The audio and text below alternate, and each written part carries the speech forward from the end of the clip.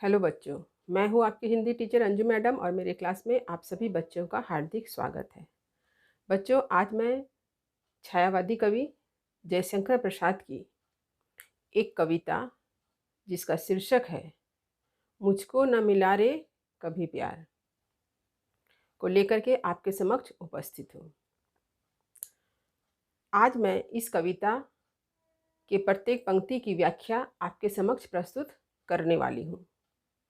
व्याख्या को प्रस्तुत करने से पहले मैं आप लोगों को यह बताना चाहती हूँ कि मैंने इस कविता से संबंधित एक वीडियो YouTube पर अपलोड किया है, जहाँ पर मैंने मुझको न मिला रे कभी प्यार कविता के मूल भाव और प्रतिपाद्य को मैंने बहुत ही सहज शैली में प्रस्तुत किया है।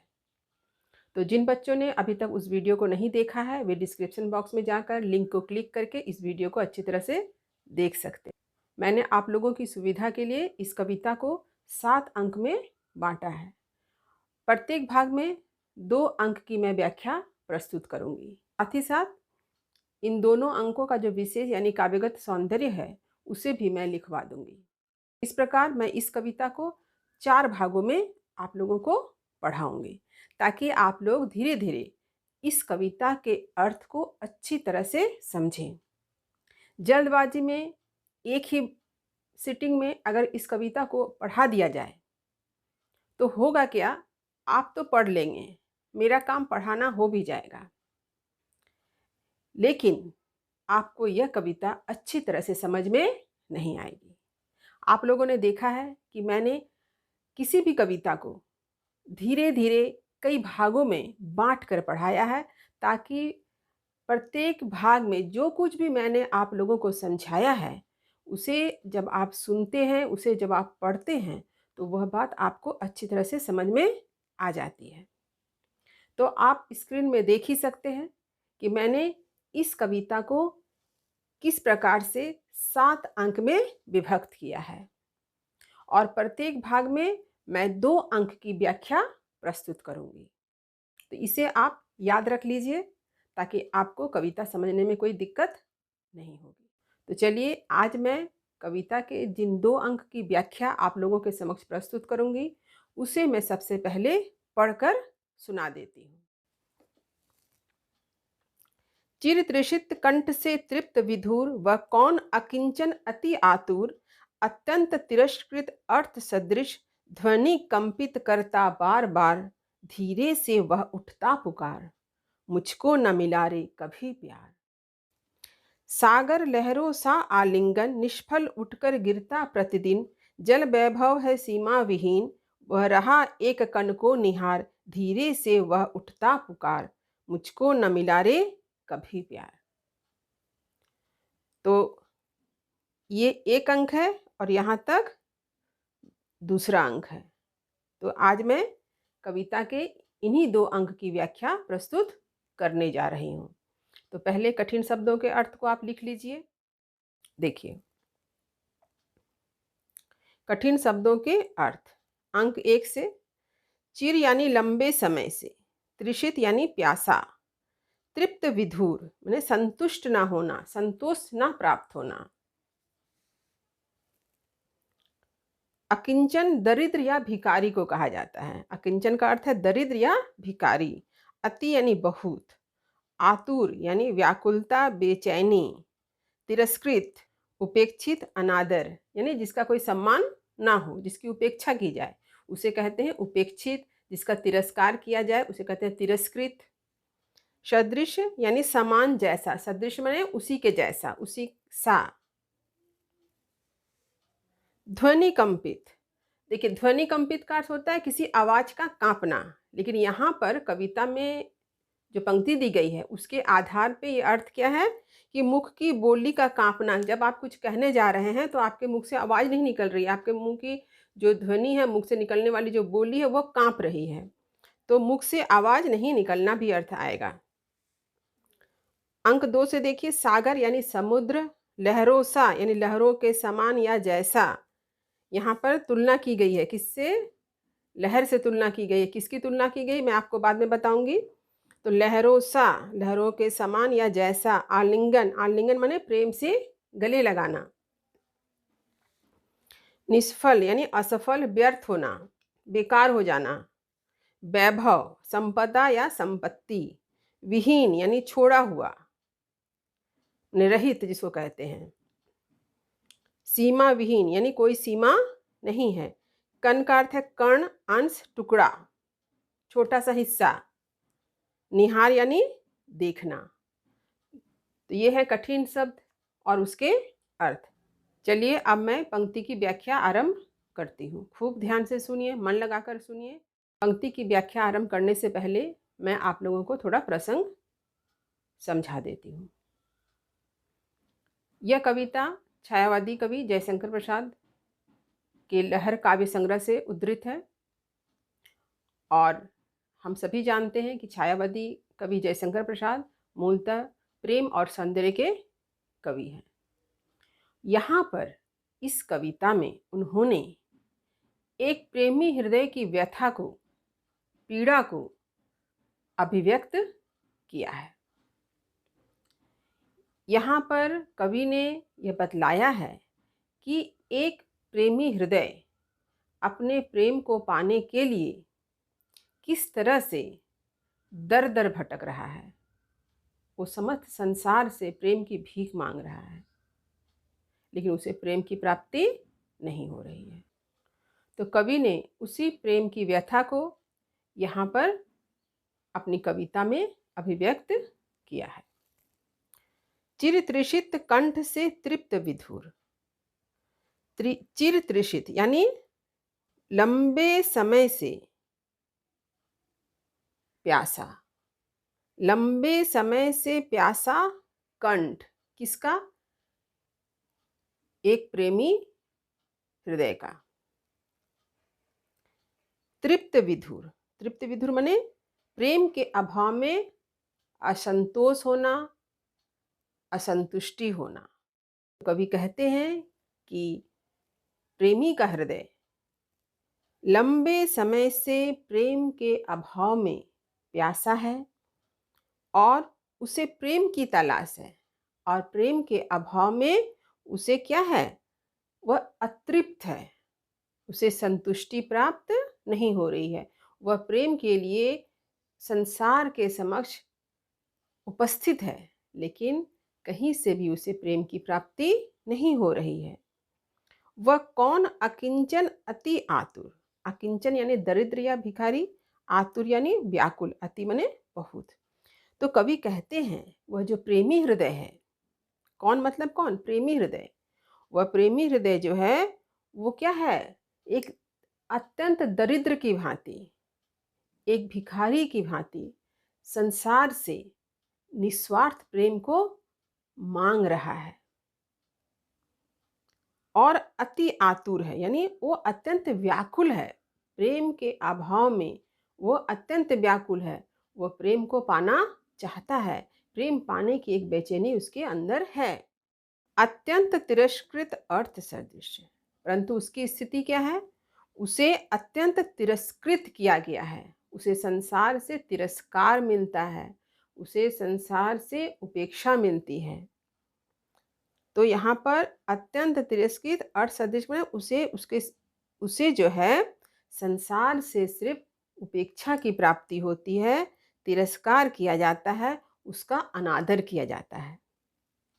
यानी कहने का तात्पर्य यह है कि जो एक प्रेमी हृदय है वह बहुत समय से प्यार के लिए, प्रेम के लिए, सच्चे प्रेम के लिए भटक रहा है और उसके जो कंठ हैं वो प्रेम के अभाव में प्यासे हैं। उसके हृदय में असंतुष्टि है, वह अत्यंत दरिद्र भिखारी के समान बेचैन होकर समस्त संसार से प्रेम को मांग रहा है, परंतु उसका संसार में तिरस्कार किया जाता है। ध्वनि कंपित करता बार बार। अब ध्वनि कंपित यानी उसके मुख से जो निकलने वाली ध्वनि है वो कांप रही है, बार बार कांप रही है, वो कुछ बोल नहीं पा रहा है। इसका कारण यही है कि उसे संसार से अनादर, तिरस्कार मिल रहा है। मुझको न मिला रे कभी प्यार, और वह अत्यंत धीमे मध्यम आवाज में कह उठता है। उसके हृदय से एक आवाज निकलती है, मुझको न मिला रे कभी प्यार। मुझे कभी भी इस संसार से प्रेम की प्राप्ति नहीं हुई। अब देखिए, सागर लहरों सा आलिंगन, निष्फल उठकर गिरता प्रतिदिन। यहाँ पर कवि ने सागर और लहर के उदाहरण से अपने प्रेम की व्यथा को अभिव्यक्त किया है। जैसे सागर यानी समुद्र में उठने वाली लहरें क्या करती है, हमेशा समुद्र का आलिंगन करना चाहती है। सागर में उठने वाली लहरें सागर का आलिंगन करना चाहती है। निष्फल उठकर गिरता प्रतिदिन, परंतु वह बार बार असफल हो जाता है। क्यों हो जाता है? क्योंकि सागर जो है, समुद्र जो है, वह लहरों को उठा करके दूर किनारों पर फेंक देती है। तो उसी का कहना है उठकर गिरता प्रतिदिन, यानी लहरों का उठना और लहरों का गिरना हर रोज हर दिन। ठीक उसी तरह से कवि के हृदय में भी ऐसे ही प्रेम की लहर उठती है। वह भी प्रेम का एक आलिंगन चाहता है, लेकिन उसे समाज लहर की भांति दूर फेंक देता है। और जिस प्रकार लहरों का उठना गिरना जारी है, ठीक उसी तरह से उसके हृदय में भी प्रेम की लहर हमेशा उठती गिरती रहती है। तो उठकर गिरना का अर्थ क्या हुआ? जिस प्रकार लहर सागर से आलिंगन के लिए हमेशा अपना प्रयास जारी रखी है, ठीक उसी तरह से प्रेमी हृदय भी अपना प्रयास जारी रखा है कि कभी न कभी उसे संसार से प्रेम अवश्य मिलेगा। जल वैभव है सीमा विहीन। देखिए, जल को वैभव माना गया है, यानी जल रूपी संपत्ति। समुद्र में क्या देखते हैं? अथाह जल राशि, कोई किनारा नहीं है। समुद्र का कोई किनारा दिखता भी नहीं है। सीमा विहीन, समुद्र में इतने जल हैं मानो कोई किनारा ही नहीं है। वह रहा एक कण को निहार, किंतु वह लहर इतने अथाह जल राशि होने पर भी एक कण को निहार रहा है। वह एक कण क्या है? एक प्रेम है। प्रेम का एक छोटा सा अंश, यानी वह रहा एक कण को निहार, किंतु लहर जो है वह एक कण, एक छोटे से अंश को निहार रहा है। वो छोटा अंश क्या है? प्रेम। ठीक उसी तरह से प्रेमी हृदय भी ये सागर रूपी संसार को देख रहा है कि कहीं से उसे प्रेम का एक छोटा सा अंश भी प्राप्त हो जाए। परंतु होता क्या है? जैसे सागर लहरों को ठुकरा कर किनारे फेंक देती है, वैसे ही यह संसार भी उसके प्रेम को ठुकरा कर उसे दरकिनार कर देती है। इस बात का उस प्रेमी हृदय को बहुत दुख है, और वह प्रेमी हृदय इस संसार से प्रेम के एक छोटे अंश को पाने के लिए संसार की ओर निहारता है। धीरे से वह उठता पुकार, मुझको न मिला रे कभी प्यार। और वह प्रेमी हृदय धीरे से मध्यम स्वर में पुकार कर कहता है, पुकार उठता है कि मुझको न मिला रे कभी प्यार, मुझे कभी इस संसार से प्रेम की प्राप्ति नहीं हुई। तो ये है कविता का अर्थ। अब मैं इस कविता के विशेष को लिखवा देती हूँ। विशेष जो है वो होता है काव्य सौंदर्य। इसके अंतर्गत भाव पक्ष और शिल्प पक्ष दोनों ही लिखना होता है। तो देखिए, मैं पॉइंट बना के प्रस्तुत कर रही हूँ। पहला, एक प्रेमी हृदय की व्यथा को प्रस्तुत किया गया है। दूसरा, प्रेम पाने की उम्मीद में प्रेमी की स्थिति दरिद्र या भिखारी सदृश हो गई है। तीसरा, कवि ने प्रेमी की भावना की तुलना सागर में उठने वाले लहरों से की है, इसलिए लहरों सा में उपमा अलंकार है। जहाँ तुलना की जाती है वहाँ पर उपमा अलंकार होता है, इसलिए चूंकि प्रेमी के हृदय की भावना की तुलना किससे की गई है? लहरों से की गई है, इसलिए वहाँ पर उपमा अलंकार है। चौथा, प्रकृति वर्णन जयशंकर प्रसाद की एक प्रमुख विशेषता है। प्रकृति के माध्यम से कवि ने अपने भावों को व्यक्त किया है। यानी छायावाद की एक प्रमुख विशेषता, जयशंकर प्रसाद की प्रमुख विशेषता प्रकृति वर्णन है, आप सभी जानते हैं।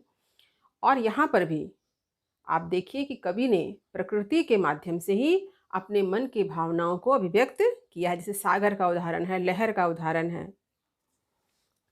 5 देखिए, अ वर्ण की आवृत्ति से अकिंचन अति तथा ब वर्ण की आवृत्ति से बार बार में अनुप्रास अलंकार की छटा दर्शनीय है।